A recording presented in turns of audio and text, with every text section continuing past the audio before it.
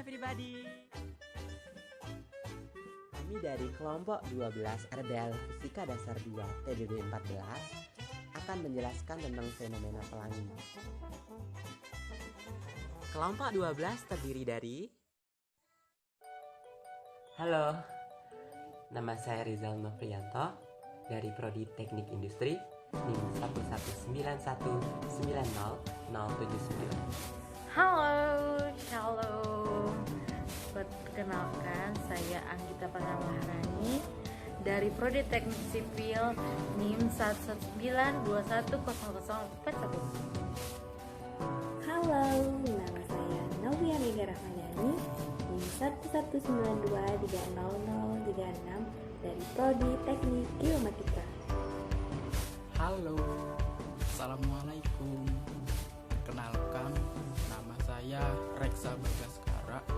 Saya dari Prodi Teknik Lautan dengan NIM 119300004. Assalamualaikum warahmatullahi wabarakatuh. Nama saya Ulfa Gimnasia, NIM 119230009 dari Prodi Teknik Geomatika. Perkenalkan, nama saya Sudarno, NIM 1190004 dari Prodi Teknik Telekomunikasi.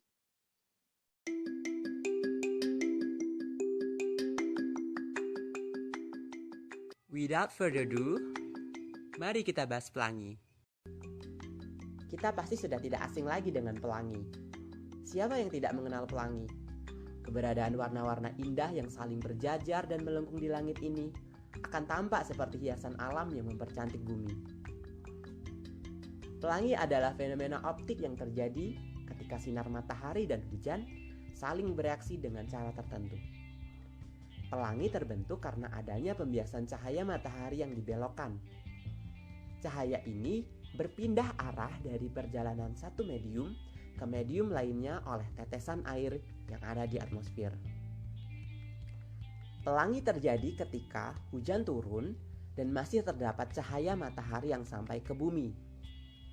Ketika cahaya matahari membentur hujan, cahaya matahari berubah arah atau dibiaskan oleh butiran air di udara. Adanya perbedaan panjang gelombang dan perbedaan sudut ketika cahaya matahari dibiaskan menyebabkan warna-warna pada cahaya matahari menyebar dan terpisah. Cahaya matahari sendiri merupakan cahaya polikromatik, yaitu cahaya yang terdiri dari banyak warna. Warna putih cahaya matahari sebenarnya adalah gabungan dari berbagai cahaya dengan panjang gelombang yang berbeda-beda. Beberapa cahaya secara kasat mata dapat terlihat menjadi 7 warna, yaitu merah, jingga, kuning, hijau, biru, nila, dan ungu. Warna tersebut muncul dan disebut cahaya tampak. Cahaya tampak adalah gelombang elektromagnetik yang muncul akibat adanya medan listrik serta medan magnet. Warna pada cahaya memiliki panjang gelombang dan frekuensi yang berbeda sehingga menentukan urutan warna pada pelangi. Itulah yang menyebabkan warna pelangi tersusun seperti itu dan tidak pernah berubah. Warna merah di awal merupakan bagian dari cahaya yang memiliki panjang gelombang terpanjang, dengan kata lain memiliki frekuensi terendah dari cahaya lainnya. Sedangkan untuk warna ungu memiliki panjang gelombang terpendek, atau dengan kata lain memiliki frekuensi paling tinggi sehingga warna merah dan warna ungu tidak akan pernah bertemu tetapi dipisahkan oleh warna-warna lainnya secara berurutan. Nah, warna-warna lainnya yang terbentuk tersebut sesuai dengan frekuensi dan panjang gelombang. Penemu teori pelangi adalah Al-Kharafi yang merupakan seorang ilmuwan Islam yang dilahirkan di suatu daerah bernama Bahnasa, negeri Mesir, sekitar tahun 1228 Masehi. Al-Kharafi merupakan seorang ilmuwan yang mampu menjelaskan tentang warna-warna pelangi dalam sebuah karya ilmiahnya yang memiliki arti tentang apa yang dapat ditangkap oleh mata.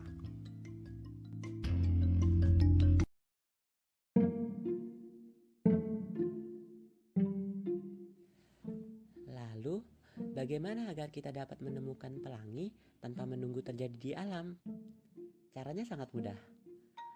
Alat dan bahan yang kita gunakan untuk melakukan percobaan fenomena pelangi sangatlah mudah dan sederhana, yaitu hanya membutuhkan senter dan gelas kaca yang sudah diisi dengan air. Kemudian senter dihidupkan dan cahaya senter diarahkan ke dinding kaca. Senter diarahkan ke gelas kaca dan di belakang gelas kita gunakan selembar kertas untuk menangkap cahaya. Kemudian kita lihat cahaya yang ada di kertas. Dapat kita lihat bahwa terdapat pelangi yang terbentuk akibat pembiasan cahaya yang melewati medium yang berbeda. Cahaya dibelokkan dan menghasilkan pelangi.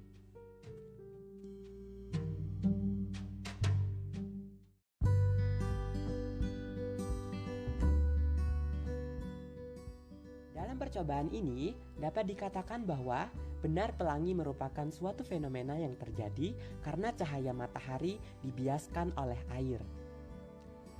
Alat yang digunakan pada percobaan fenomena ini sangat sederhana dan tidak ada improvisasi apapun. Tetapi dengan alat sederhana ini sudah dapat menciptakan pelangi walau bentuk pelangi yang dihasilkan abstrak.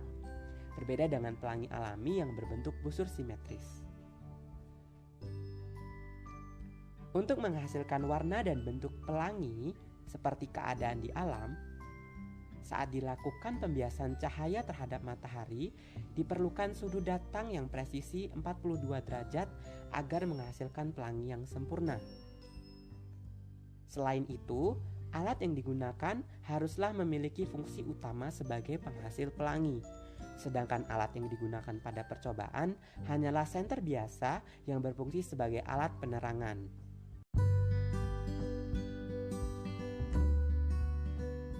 Tahukah kamu, jika pelangi memiliki macam-macam bentuk, berikut adalah jenis-jenis pelangi yang dapat dijumpai di alam.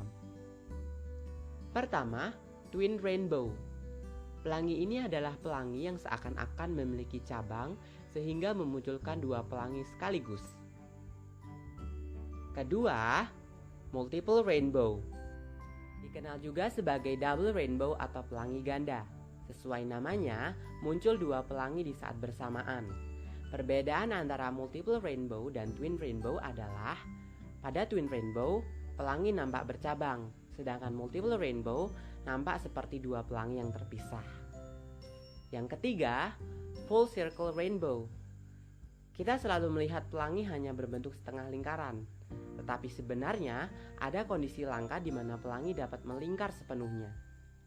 Full circle rainbow hanya dapat dilihat dari tempat tinggi seperti gedung pencakar langit ataupun pesawat.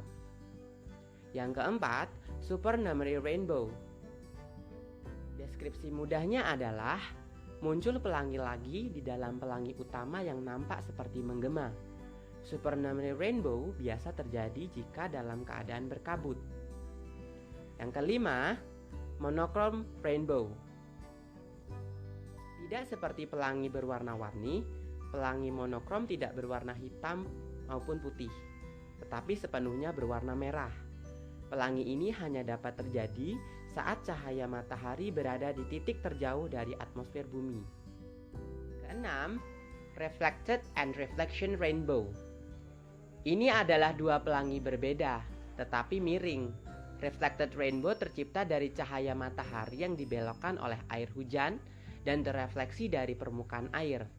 Kebalikannya, reflection rainbow datang dari cahaya matahari yang terefleksi permukaan air terlebih dahulu, kemudian dibelokkan oleh air hujan. Yang ketujuh, rainbow under moonlight. Pelangi ini hanya dapat terjadi saat bulan mengalami fase purnama atau fase yang mendekatinya.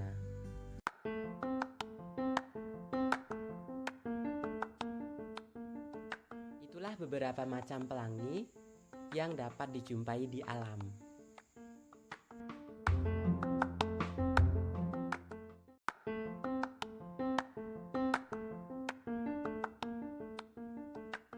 Oke, hanya itu saja yang dapat kami sampaikan. Terima kasih telah menonton video kami. Semoga dapat bermanfaat dan menambah wawasan bagi kalian.